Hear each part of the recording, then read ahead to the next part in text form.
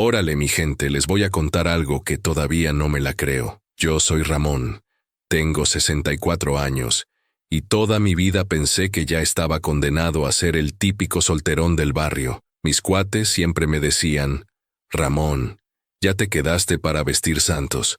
Y yo nomás me reía. Pero miren, la vida tiene unas vueltas bien raras. Todo empezó hace como 6 meses.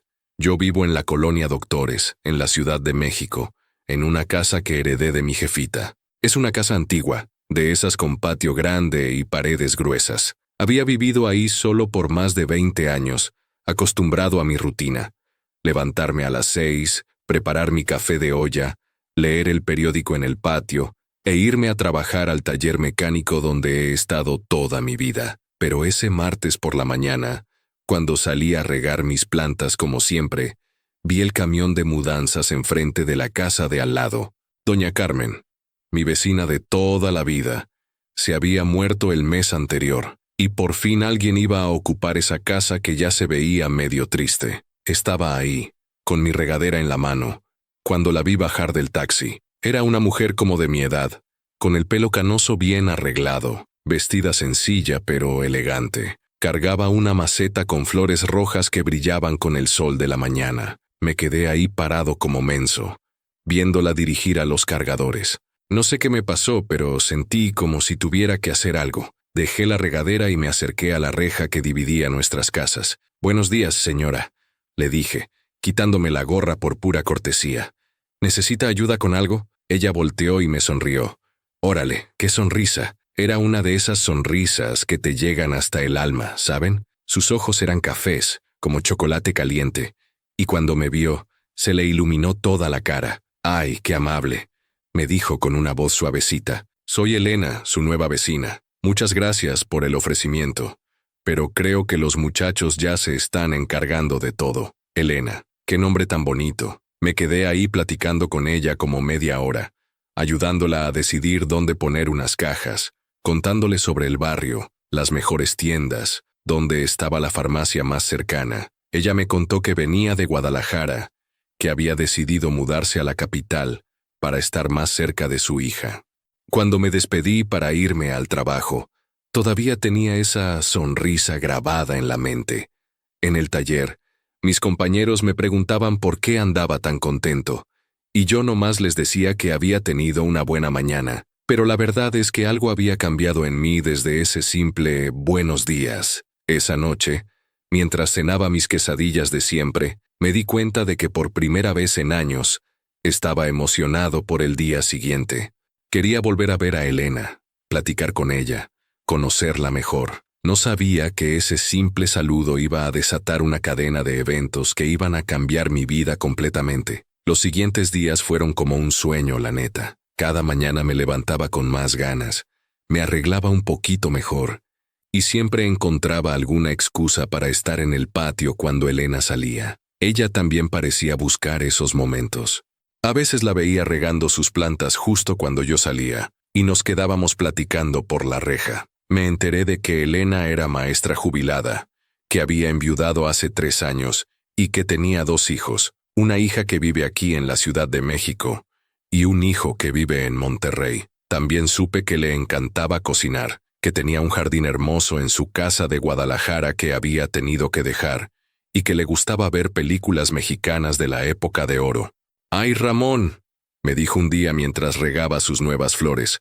Hacía mucho que no tenía un vecino tan platicador. En Guadalajara los vecinos apenas, y se saludaban. Yo me sentía como chamaco de 15 años. No mames. Empecé a buscar excusas para ayudarla, que si se le había descompuesto algo, que si necesitaba que le moviera algo pesado, que si quería que la acompañara al mercado para que conociera a los mejores comerciantes.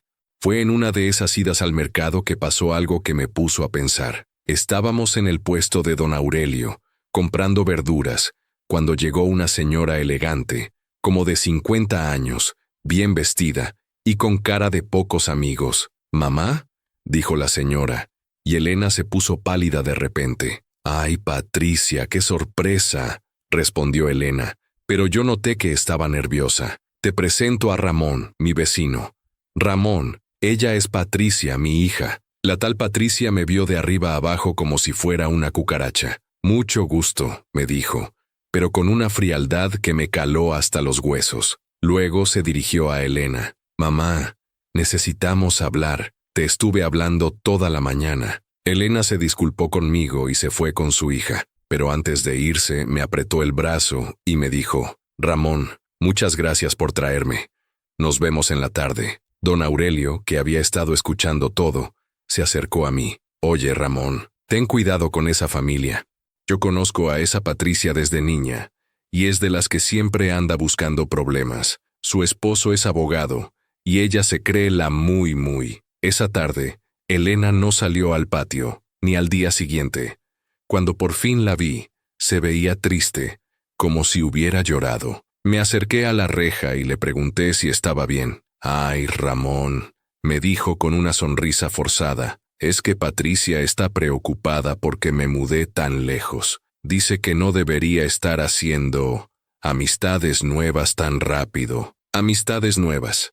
Esa palabra me dolió, pero entendí el mensaje. La hija no quería que su mamá se juntara conmigo, pero yo ya había decidido que no iba a dejar que nadie arruinara lo que estaba sintiendo por Elena. Elena, le dije, no sé qué le habrá dicho su hija, pero yo nomás quiero que sepa que me da mucho gusto tenerla de vecina. Y si necesita algo, lo que sea, aquí estoy. Esa noche, mientras me tomaba una cerveza en mi patio, vi una sombra en la ventana de Elena. Estaba ahí, viendo hacia mi casa. Cuando nuestras miradas se cruzaron, me saludó con la mano. Yo le devolví el saludo.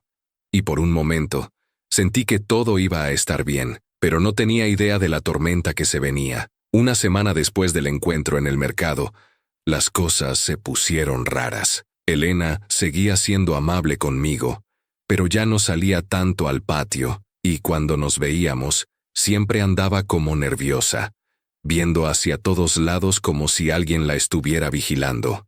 Yo seguía con mi rutina, pero ahora me levantaba más temprano, esperando esos momentos cuando podía platicar con ella. Una mañana, mientras regaba mis plantas, escuché voces fuertes que venían de la casa de Elena. Era Patricia, y se oía muy enojada. Mamá, esto es ridículo, tiene 61 años. ¿Qué va a pensar la gente? ¿Qué van a decir en la familia? No pude escuchar la respuesta de Elena, pero Patricia siguió gritando. Ese señor solo se está aprovechando de ti. Los hombres como él nomás buscan a mujeres viudas para que les resuelvan la vida. Órale, eso sí me dolió. Yo jamás había pensado en Elena de esa manera. Lo que sentía por ella era genuino, limpio, pero la hija parecía tener otras ideas. Esa tarde, cuando regresé del trabajo, me encontré con una sorpresa. Patricia estaba parada en la puerta de mi casa, con los brazos cruzados y cara de pocos amigos. Señor Ramón, me dijo, necesitamos hablar. Claro, dígame, le respondí tratando de ser amable. Mire, yo sé que usted parece buena gente, pero mi mamá acaba de enviudar hace poco. Está vulnerable, confundida.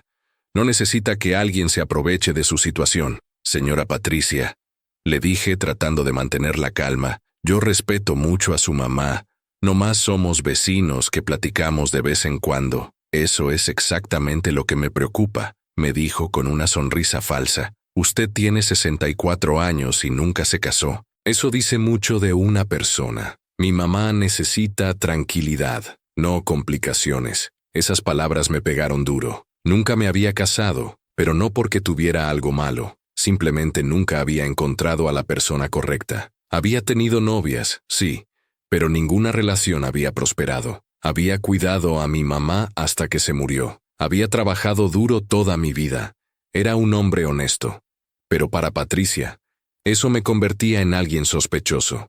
Señora, le dije, yo entiendo su preocupación, pero creo que su mamá es lo suficientemente grande para decidir con quién quiere hablar. Ah, sí, claro, me dijo con sarcasmo. Mire, le voy a ser muy directa. Mi mamá tiene una casa muy bonita en Guadalajara. Tiene sus ahorros, su pensión. No necesita que alguien se le acerque con intenciones raras. ¿Intenciones raras?, le pregunté, ya empezando a enojarme. Usted me entiende perfectamente, me dijo. Yo conozco a los hombres como usted, solteros de toda la vida, sin familia, sin dinero, que de repente se interesan por señoras viudas. Eso sí me sacó de quicio. Señora Patricia, con todo respeto, pero usted no me conoce, y si tanto se preocupa por su mamá, debería preguntarle a ella qué es lo que quiere, no andar amenazando a la gente. Amenazando, se rió. Yo no amenazo a nadie, nomás le estoy dando un consejo amistoso. Manténgase alejado de mi mamá, por su propio bien. En ese momento, Elena apareció en su puerta. «Patricia, ¿qué estás haciendo aquí?» «Nada, mamá, nomás estaba conociendo mejor a tu vecino», le dijo con esa sonrisa falsa. Elena me vio y en sus ojos vi algo que me partió el corazón. Era pena, tristeza y algo que parecía una disculpa. Esa noche no pude dormir. Las palabras de Patricia me daban vueltas en la cabeza. ¿Tendría razón? ¿Estaría yo siendo un viejo ridículo persiguiendo a una mujer que estaba fuera de mi alcance? Pero cuando recordaba la sonrisa de Elena, la manera como me veía, las pláticas que habíamos tenido, sabía que lo que había entre nosotros era real. El problema era que no sabía qué tan lejos estaría dispuesta a llegar Patricia para separarnos. Después de la confrontación con Patricia, las cosas cambiaron drásticamente. Elena prácticamente desapareció.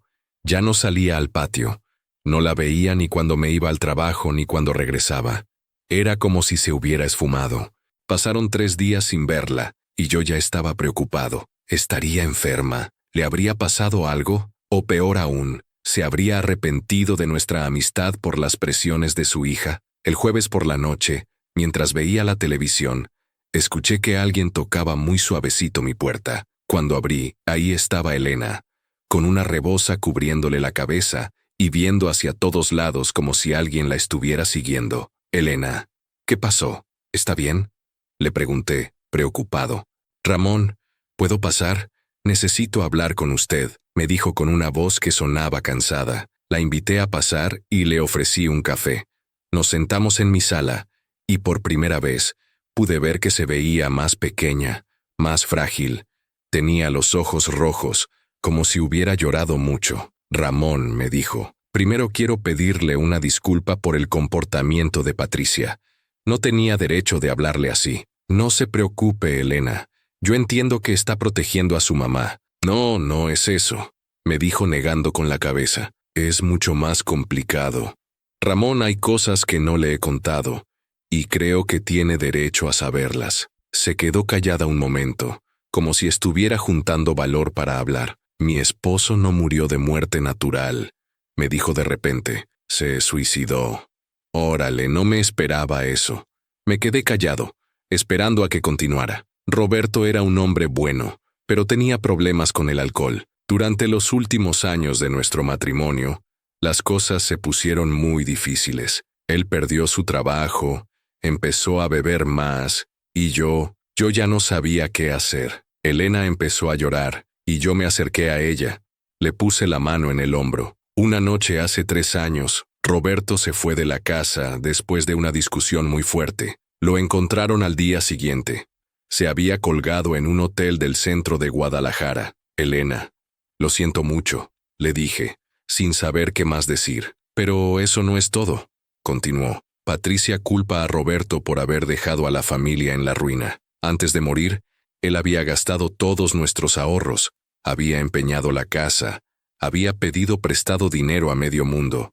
Cuando murió, yo me quedé prácticamente sin nada. Y entonces, como empecé a preguntar, la casa donde vivo ahora era de Roberto, pero estaba a nombre de Patricia. Ella me está dejando vivir ahí, pero me está cobrando renta». No podía creer lo que estaba escuchando. ¿Su propia hija le está cobrando renta? Sí, y no es barata. Prácticamente toda mi pensión se va en pagarle. Por eso ella no quiere que yo tenga amistades.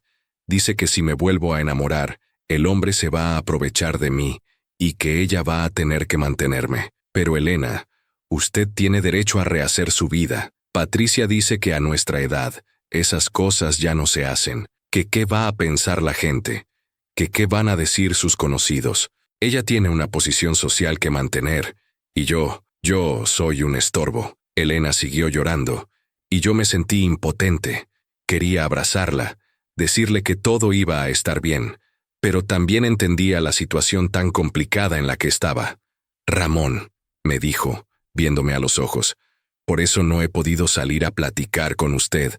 Patricia me amenazó con correrme de la casa si la volvía a ver hablando conmigo. Pero eso es chantaje, le dije, enojado. Sí, pero es mi hija. Y no tengo a dónde ir. No tengo dinero para rentar otra casa, y mi otro hijo, Mauricio, tiene sus propios problemas en Monterrey. En ese momento entendí por qué Patricia había sido tan hostil conmigo. No era solo protección maternal, era control. Y Elena estaba atrapada en una situación que no se merecía. Elena, le dije tomándole las manos, usted no está sola. Yo voy a ayudarla a encontrar una solución. No, Ramón, no puede meterse en esto. Patricia es muy poderosa. Su esposo es abogado. Tienen muchos contactos. Pueden hacerle daño. Pero yo ya había decidido que no iba a dejar que trataran mal a Elena, sin importar lo que costara. Después de que Elena me contó la verdad sobre su situación, yo quedé muy preocupado. Esa noche no pude dormir, pensando en cómo ayudarla. No era justo que su propia hija la estuviera chantajeando de esa manera. Al día siguiente, en el trabajo, mis compañeros notaron que andaba muy pensativo. El checo, que ha sido mi amigo desde hace más de 20 años, me preguntó qué me pasaba. Órale, Ramón, ¿por qué andas tan achicopalado? Hace unas semanas andabas bien contento. Le platiqué toda la situación. El checo, que siempre ha sido muy directo, me dijo, no, hermano, eso no está bien. Esa señora Elena parece buena gente, y su hija se está aprovechando de ella. Tienes que hacer algo. ¿Pero qué puedo hacer? Yo no tengo dinero para ayudarla a rentar otra casa. Y además, Patricia me tiene en la mira. Mira, Ramón, yo conozco a un abogado que nos ha ayudado con problemas del sindicato. Se llama licenciado Herrera, y es buena gente. ¿Por qué no le preguntas qué opciones tiene Elena? Esa tarde, decidí ir a ver al licenciado Herrera. Su oficina estaba en el centro, en un edificio medio viejito pero bien cuidado. Cuando le platiqué la situación, se puso muy serio. Mire, don Ramón, lo que me está contando es muy grave. Una hija no puede obligar a su mamá a pagarle renta por una casa que legalmente debería ser de ella también.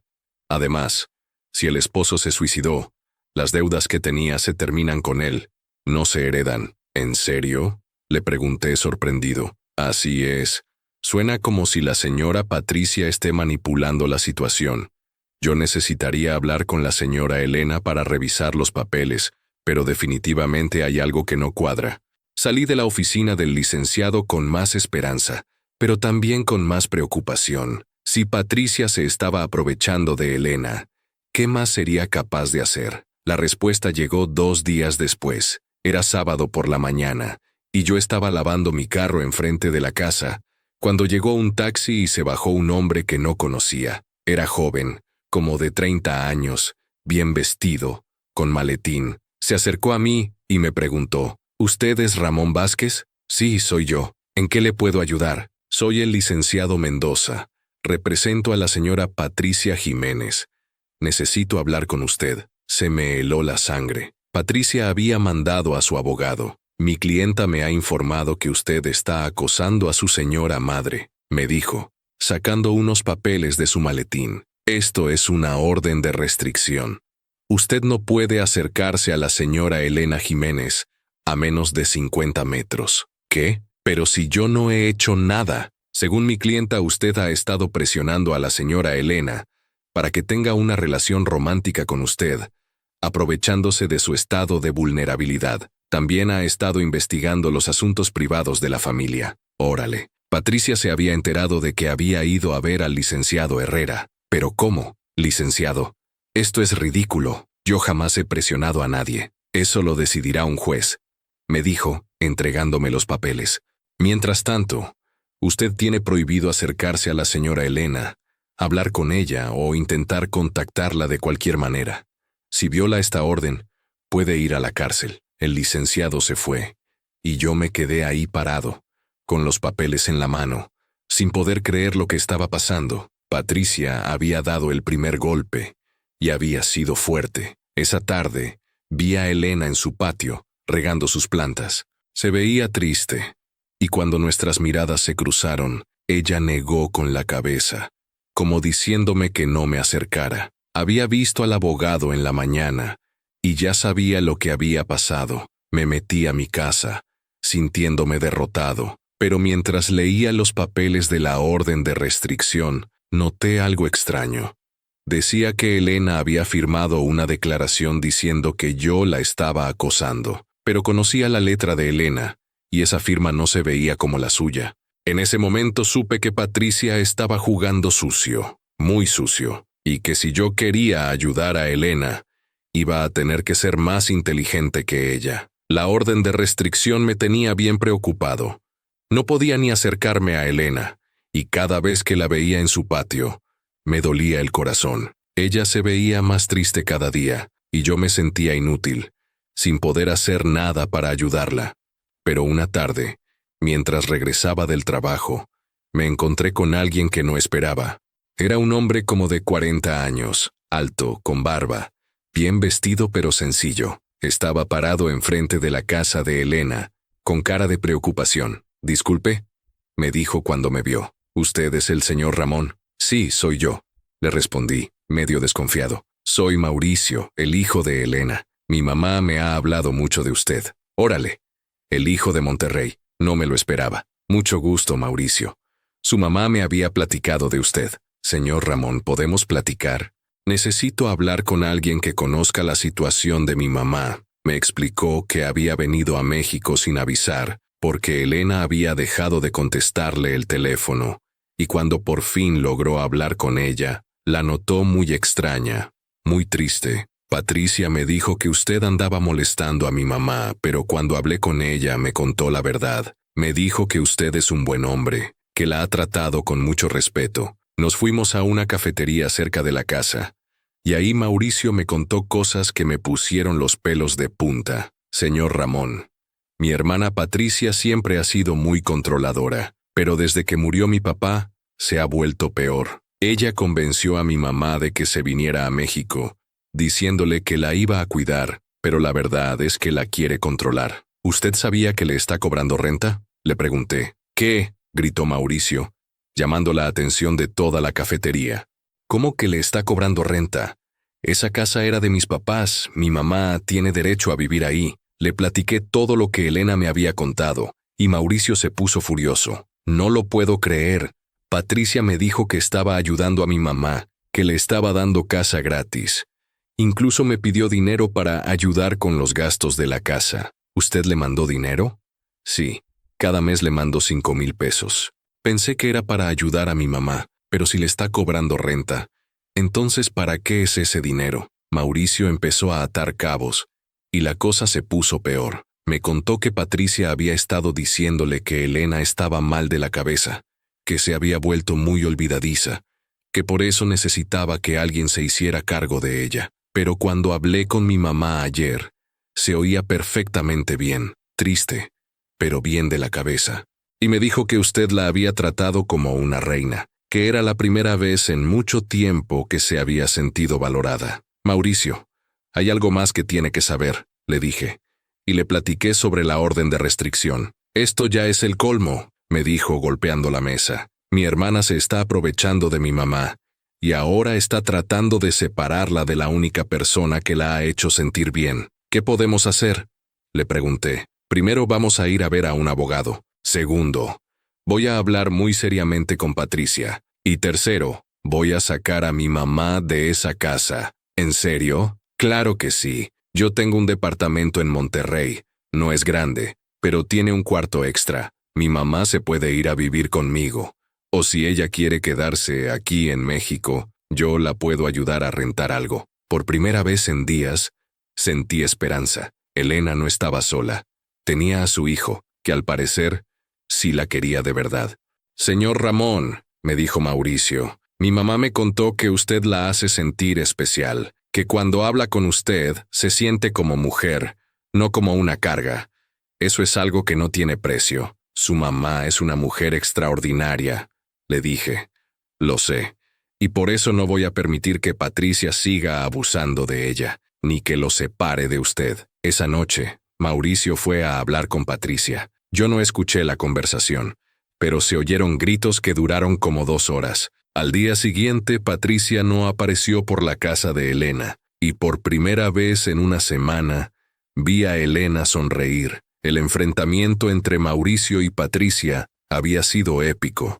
Desde mi casa se oían los gritos, y aunque no podía escuchar exactamente qué se decían, era obvio que Mauricio no se había dejado intimidar por su hermana. Al día siguiente, Elena salió al patio más temprano que nunca. Se veía diferente, como si se hubiera quitado un peso de encima. Aunque yo no podía acercarme por la orden de restricción, ella me saludó con la mano y me sonrió. Esa sonrisa me llenó el corazón. Mauricio vino a buscarme en la tarde. Señor Ramón, ya hablé con Patricia. Le dije que se acabó el abuso, que mi mamá no le va a pagar ni un peso más de renta, y que si sigue molestándola, yo mismo me voy a encargar de ella. ¿Y qué dijo? Al principio se puso como loca, gritando que yo no sabía nada, que ella era la que se había hecho cargo de mi mamá. Pero cuando le dije que sabía lo del dinero que me pedía supuestamente para ayudar a mi mamá, se puso pálida. ¿Se estaba quedando con su dinero? Sí, y no solo eso. También descubrí que ha estado usando las tarjetas de crédito de mi mamá sin permiso. Esto ya es fraude, señor Ramón. La cosa se estaba poniendo muy seria. Mauricio me contó que había contratado a un contador para revisar todas las finanzas de Elena y que iba a demandar a Patricia por abuso financiero. Pero eso no es todo, me dijo. También voy a pelear esa orden de restricción. Mi mamá jamás firmó esos papeles. Patricia falsificó su firma. Todo parecía ir mejorando.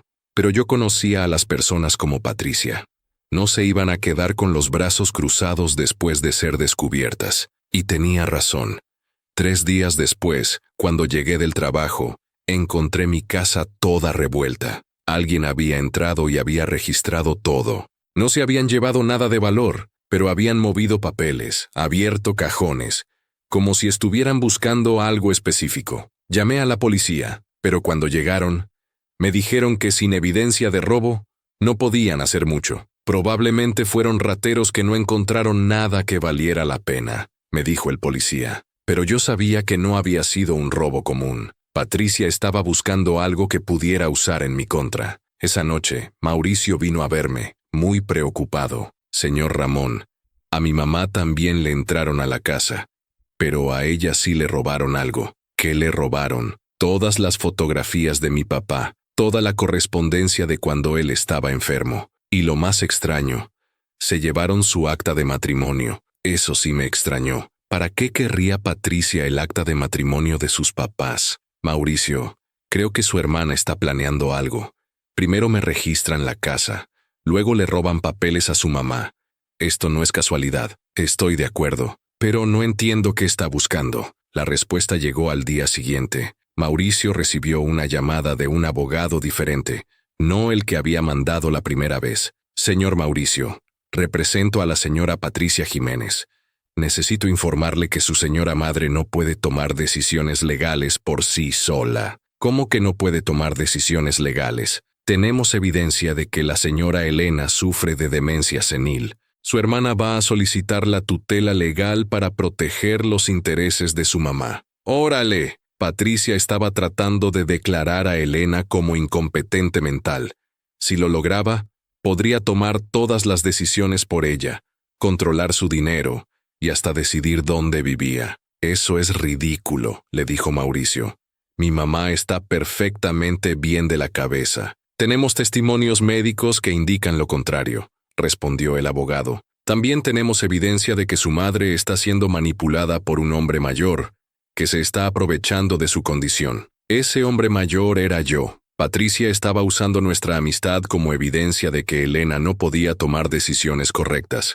Cuando Mauricio me contó esto, me sentí terrible. Mi amistad con Elena la estaba perjudicando. No, señor Ramón, me dijo Mauricio, no es su culpa. Patricia está desesperada porque sabe que perdió el control. Pero tengo una idea. ¿Cuál? Vamos a demostrar que mi mamá está perfectamente bien de la cabeza, y también vamos a descubrir qué está escondiendo Patricia. Esa noche, Mauricio se quedó a dormir en la casa de Elena. A las 2 de la mañana, Me despertó el ruido de un carro que se estacionó enfrente de la casa de Elena. Me asomé por la ventana y vi a Patricia bajándose de un carro oscuro, acompañada de 2 hombres. Los vi entrar a la casa con llaves, pero si Mauricio estaba adentro, ¿qué estaba pasando? Al día siguiente, Mauricio me contó que había fingido estar dormido cuando Patricia entró. La había visto ir directo al cuarto de Elena y sacar papeles de un cajón que ella pensaba que nadie conocía. Pero yo sí sabía de ese cajón, me dijo Mauricio. Ahí es donde mi mamá guardaba las cartas de mi papá antes de morir. ¿Y qué había en esas cartas? Eso es lo que vamos a averiguar, porque creo que Patricia está escondiendo algo muy grave sobre la muerte de mi papá.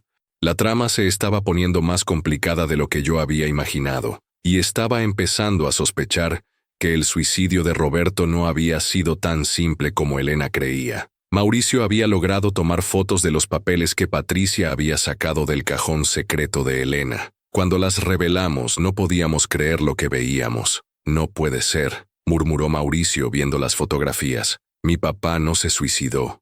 En las cartas, Roberto le escribía a Elena sobre sus sospechas de que alguien lo estaba siguiendo. En una, fechada una semana antes de su muerte, decía: Elena, creo que Patricia está involucrada en algo muy grave. He descubierto que ha estado robando dinero de mi cuenta del banco.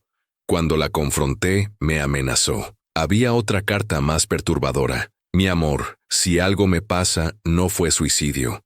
Patricia me dijo que tenía contactos que podían hacerme daño. Tengo miedo. Orile, esto cambiaba todo. Roberto no se había suicidado por depresión. Había sido amenazado por su propia hija. Mauricio, hay que llevar esto a la policía, le dije. No podemos, me respondió. Estas cartas las robó Patricia, y técnicamente nosotros las robamos de vuelta. No servirían como evidencia. Entonces, ¿qué hacemos? Vamos a tender una trampa. El plan de Mauricio era arriesgado, pero inteligente. Íbamos a hacer creer a Patricia que Elena había encontrado más evidencia sobre la muerte de Roberto, y que estaba dispuesta a ir a la policía.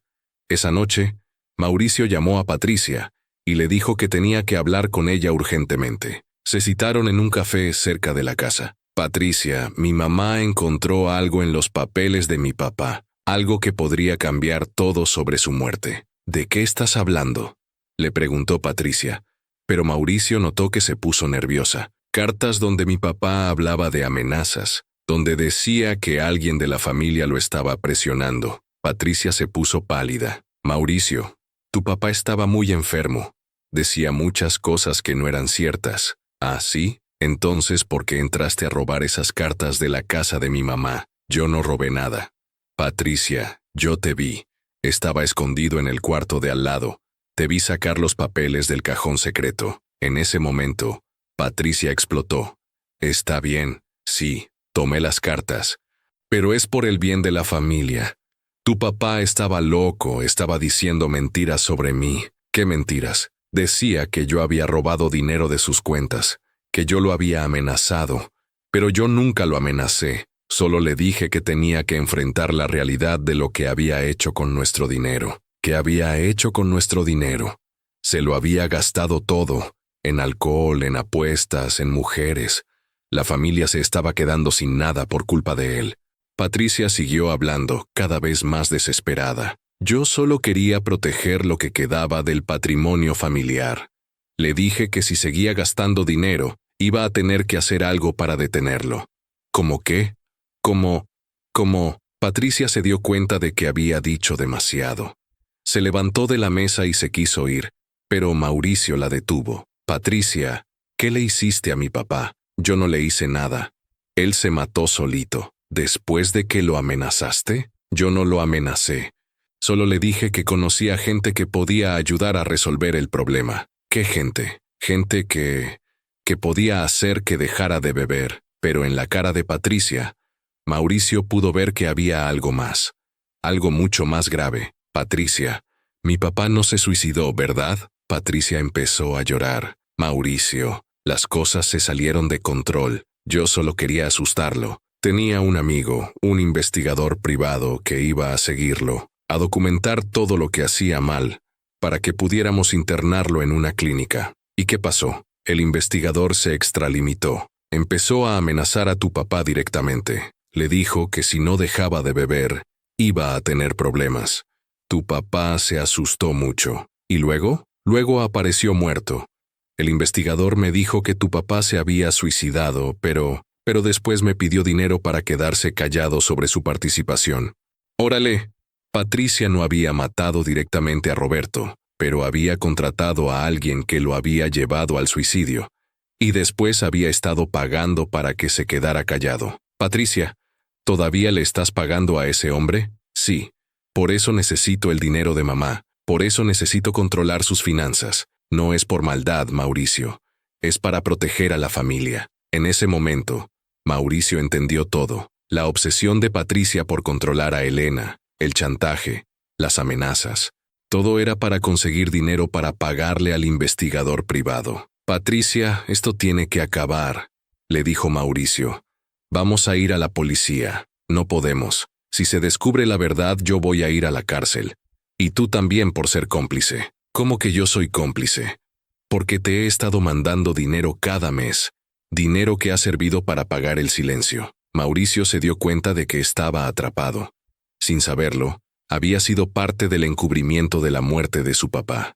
Pero tenía una carta más por jugar. Mauricio llegó a mi casa esa noche como alma que lleva el diablo. Me contó toda la conversación con Patricia, y yo no podía creer lo que estaba escuchando. Entonces, ¿su papá no se suicidó?, le pregunté. Técnicamente sí, pero fue porque lo presionaron hasta el límite. Y Patricia ha estado pagando para que se quedara callado. ¿Y ahora qué vamos a hacer? Voy a buscar a ese investigador privado. Tengo que saber exactamente qué pasó esa noche. Mauricio, eso puede ser peligroso. Lo sé, pero es la única forma de liberar a mi mamá.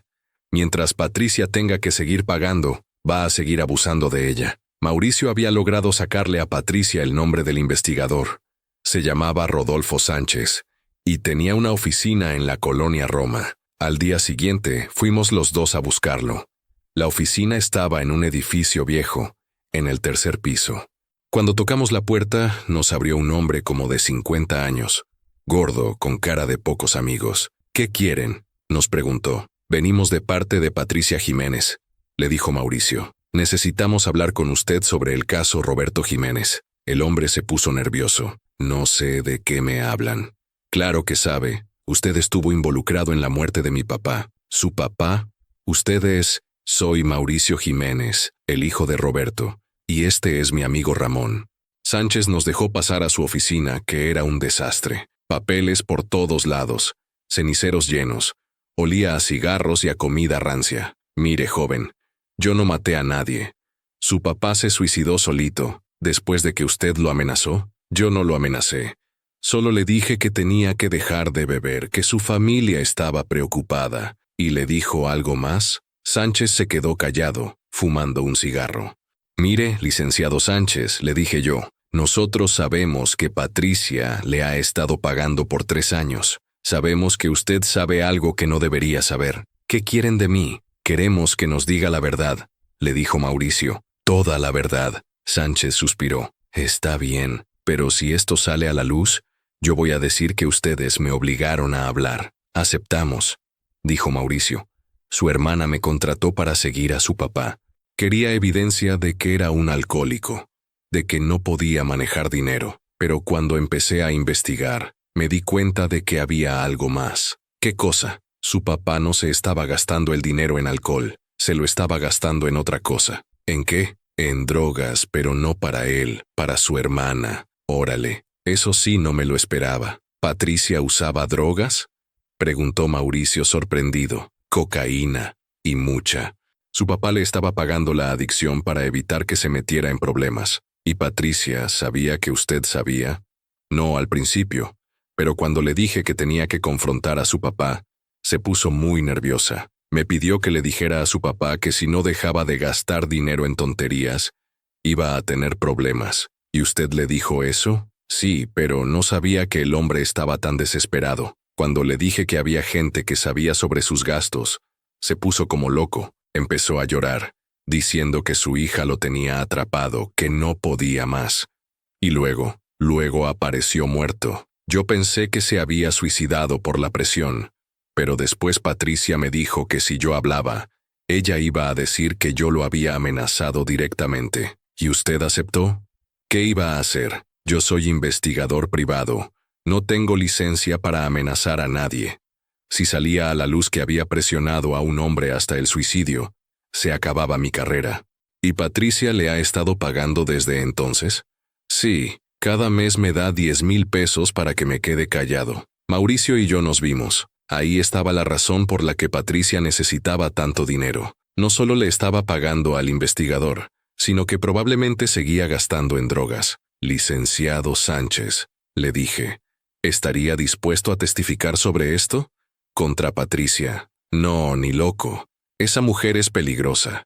Más peligrosa es seguir siendo cómplice de un crimen, le dijo Mauricio. ¿Qué me van a ofrecer a cambio? Inmunidad. Si usted testifica, nosotros hablamos con nuestro abogado para que no lo demanden. Sánchez se quedó pensando. Déjenme considerar la oferta, pero necesito garantías. Salimos de la oficina con más información de la que habíamos esperado. Ahora sabíamos por qué Patricia estaba tan desesperada por controlar el dinero de Elena.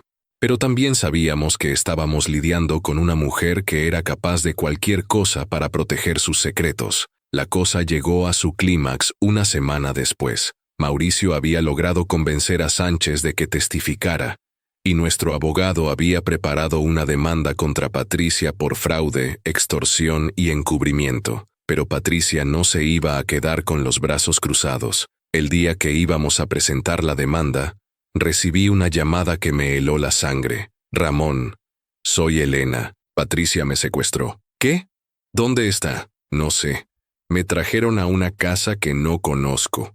Patricia está aquí, y está muy desesperada. Dice que si Mauricio no retira la demanda, me va a pasar algo malo. Elena, ¿puede decirme algo que me ayude a encontrarla? Escucho ruido de trenes, y huele mucho a gasolina. Colgué y llamé inmediatamente a Mauricio.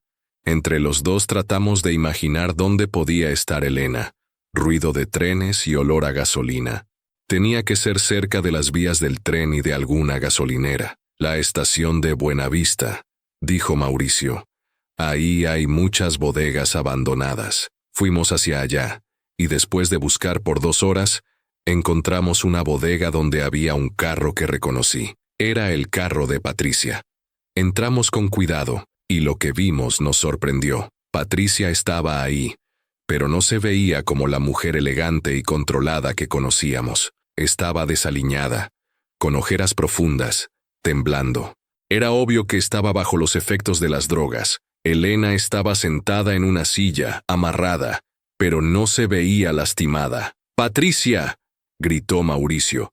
«¡Suelta a mi mamá!». «No puedo», respondió Patricia llorando. «Si no consigo dinero, el licenciado Sánchez va a hablar. Va a decir que yo maté a papá». «Tú no mataste a papá», le dijo Mauricio. «Papá se suicidó, pero fue por mi culpa. Yo le estaba pidiendo dinero para las drogas. Yo lo presioné hasta que no pudo más». En ese momento Patricia se derrumbó completamente. Se sentó en el suelo, llorando como una niña. «Mauricio, yo no quería que pasara esto. Yo solo no podía dejar las drogas. Y papá era el único que me ayudaba sin juzgarme. Y cuando murió, entré en pánico. Pensé que si la familia se enteraba de mi adicción, me iban a rechazar. Entonces se me ocurrió culpar a mamá, decir que ella lo había presionado. ¿Y el investigador privado? Él sabía la verdad. Sabía que papá se había matado por darme dinero para drogas. Cuando me pidió dinero para callarse, yo no sabía qué hacer». Patricia siguió llorando. «Luego mamá se mudó para acá, y yo pensé que podía usar su dinero para seguir pagando. Pero cuando llegó el señor Ramón y mamá empezó a ser feliz, me di cuenta de que yo estaba arruinando su vida. Entonces, ¿por qué siguió? Porque ya no podía parar. Sánchez me pedía cada vez más dinero, y yo seguía usando drogas. Era un círculo que no se acababa. Mauricio se acercó a su hermana y la abrazó. «Patricia, esto se puede arreglar, pero tienes que buscar ayuda. ¿Me van a perdonar? ¿Mamá me va a perdonar?». Elena, que había estado escuchando todo, habló por primera vez. «Patricia, eres mi hija. Siempre te voy a amar. Pero necesitas ayuda. Desatamos a Elena, y entre los tres convencimos a Patricia de que se entregara a la policía. El abogado de Mauricio había arreglado todo para que Patricia pudiera declararse culpable a cambio de una sentencia reducida y tratamiento obligatorio para su adicción. Sánchez también testificó, y se descubrió que había estado extorsionando a Patricia.